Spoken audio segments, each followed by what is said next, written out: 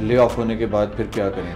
आ गया स्ट्रेस और आप ले ऑफ हो गए हैं और ज़िंदगी में और डिफरेंट तरह के मसाइल होते हैं। कुछ लोग बड़ी बैड पैचेस से अपनी पर्सनल लाइफ में डिवोर्स से गुजरते हैं, वो भी इक्वली बैड पैच है, जिनको हम साइकोलॉजिकल स्कार्स कहते हैं, साइकोलॉजिकल ब्लीडिंग हम कहते हैं इसको, कि ब्लीडिंग अंदर हो रही होती है लेकिन नज़र नहीं आ रही होती।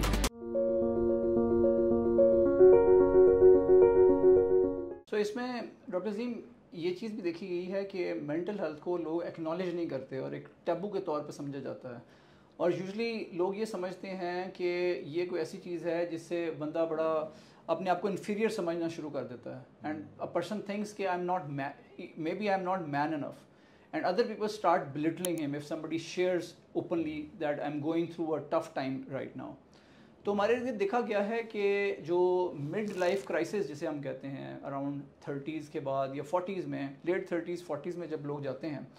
तो अगर हम कॉर्पोरेट ऑर्गेनाइजेशंस की बात करें तो यहाँ पे ट्रेंड है कि वेव्स ऑफ रिडेंडेंसी और ले ऑफ्स बड़े कॉमन हैं, कि नौकरी जो है ना वो चली जाती है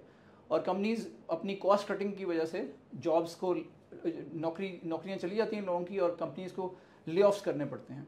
सो रिसेंटली देखने में आया है कि Google has laid off almost 12,000 employees और Amazon laid off almost 18,000, Meta has also laid off, Meta Facebook has laid off many people as well. As a result of that many people went into depression. So जो mid life crisis है इसको आप कैसे देखते हैं कि इसको कैसे हैंडल करना चाहिए? What should a person do at this stage? एक तो है ना कि आपने क्या कि प्रिवेंटिव चीज़ें कर ली जाएँ। फ़र्ज़ करें आप एक मुश्किल आन पड़ी है, तो how does a person, what should a person do immediately if he is getting into a difficult phase और उसको कुछ एहसास होता है कि मुझे मेंटली कुछ इश्यूज फेस होने शुरू हो चुके हैं? इससे पहले अली, बिफोर योर क्वेश्चन के ले ऑफ हो चुका है और उसके बाद जो आपने इमरजेंसी मेयर्स करने हैं, उससे पहले वाला एक स्टेज इज़ वेरी इंपॉर्टेंट। देखें, तमाम लोगों की स्ट्रेस कोपिंग एबिलिटीज़ फ़र्क होती हैं और वो फ़र्क इसलिए डलता है कि आपने अपनी पर्सनैलिटी पे, आपके पेरेंट्स, आपके मेंटर्स ने अगर काम किया हुआ है और बिल्डिंग मजबूत है तो वो अर्थक्वेक को, जोल्ट को बर्दाश्त करने की उसमें सलाहियत है।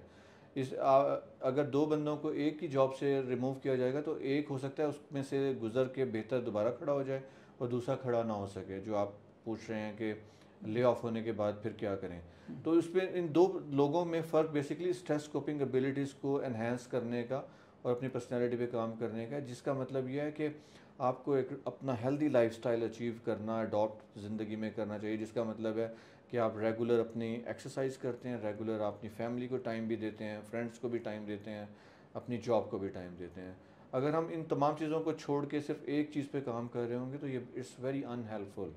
जब आपके ऊपर इस तरह का कोई स्ट्रेस आता है, गॉड फॉरबिड, और जब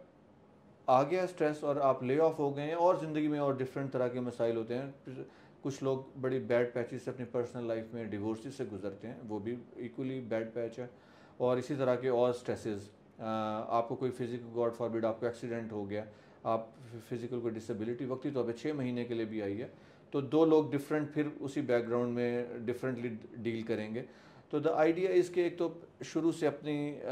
हेल्दी लाइफस्टाइल को मेंटेन करना इज़ वेरी इंपॉर्टेंट। सेकेंडली, जब ये प्रॉब्लम हो जाए तो जैसे आप देखें, अगर कोई आपको इलनेस, खुदा ना खास्ता एक्सीडेंट होता है तो आप हॉस्पिटल जाके इलाज कराते हैं, ये भी आपका साइकोलॉजिकल एक्सीडेंट है। इसमें भी इसी तरह से आपके स्कार्स बनते हैं जो कि लोगों को नज़र नहीं आ रहे होते, जिनको हम साइकोलॉजिकल स्कार्स कहते हैं, साइकोलॉजिकल ब्लीडिंग हम कहते हैं इसको। ये ब्लीडिंग अंदर हो रही होती है लेकिन नज़र नहीं आ रही होती। So the only idea is that you get emergency help with the mental health professional,